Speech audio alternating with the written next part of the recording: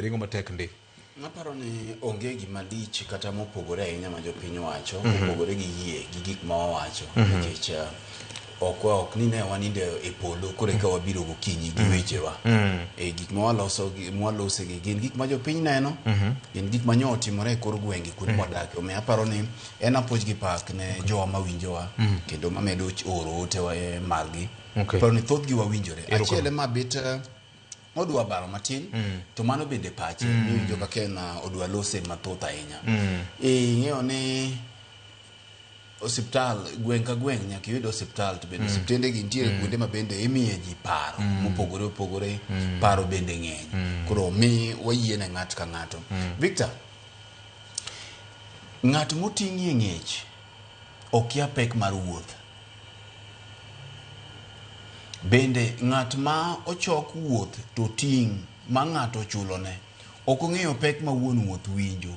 Wuon wuoth ema ong'eyo pek ma en godo. Mi samoro ng'at ma nyalo wacho ni ito mi nyiero nikech in oting'i, ng'eni wuon wuoth mokwongo en gi pek mar ting'i. Ni wadhi itera wuoth, itera nyombo, tin nyombo midhiye ni ini an kuno bor, ibiro ting'a. Koro in ng'ani oting'o ni kendo nyaka gimidhi chamo kucho be pod idhi chieme lowe. Koro ng'ani emo ng'eyo, lakini ng'at mane ng'eche ni ng'eni bende ok ogomb kata mondo lor. Keche no ting'e, in miting'e miywari kode ng'eyini. In ming'eyo kaka imedo wuotho to turi.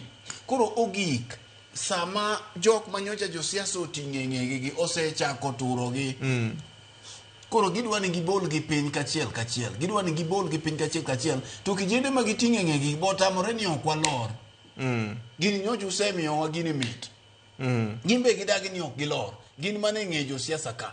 Kech gikoni mae gima nunyisowa ni gari ni ema waidhi, gari migoye jomoko. Gari mane igoye jomoko e mbui ni. Emomiyo koro ineno ka moko oro message kama chaken nikech gino mit. Kanye ma gichieme. Koro kwa loso kama be wachalo joma ketho ohand jomoko. Ok ginyal bedo mamor kodwa. Mak mana ni wang'iyo picha mar piny mangima. Samoro idhi yudo kamoro miye 200 idhi go ding ng'ato. To mano bende kaka inyalo dak, to ka ji te nyalo gocho, imbe kiny ni yud samoro ng'at ma bade dongo manyalo go dingi in bende. Ok wanyal bedo piny ma foundation mare en weche mag ywaruok, en weche mag njore. Emomiyo awacho ni gini kidwa tieke to nyaka wadogi e drawing board. En gima lit, Victor, kiyudo ka nyaka kanisa kama noluor. Madhano ka nobiro to bolore ma ji ringo dhiye ka koro weche tek. Kanisa ni bende koro wan gi tieng' mar vijende ma kawuono ma ok oluoro kata mana od lamo, bende ng'ato nyalo dhi goye to tam ka gima Nyasaye bong'e tam. Nyasaye en wuon tembe te, nyaka ng'ami pakono be biro dhi wuoka wuoka.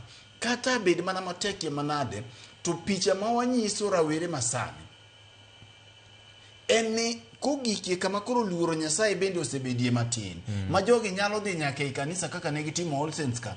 Jogi nyalo dhi nyaka kuonde mag lamo ma kata sani ji odhi e liel. Tiwinjo ka ginyiso pastor ni tiek piyo wadwa dhi. Ng'ama yalo cha. Jadolo inyisi ni ne injili no osewinjo soma mu machielo wan wadhi.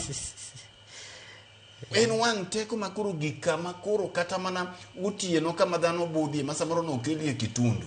Jasiasa odonjo gi joge moko ka ning'e ni ambe na kelo mogo gunia adwa na wuo alaus liel machielo. Nyaka wabedi gi society man gi luoro, nikech ka wabedo joma onge luor to waonge society. Erokamano.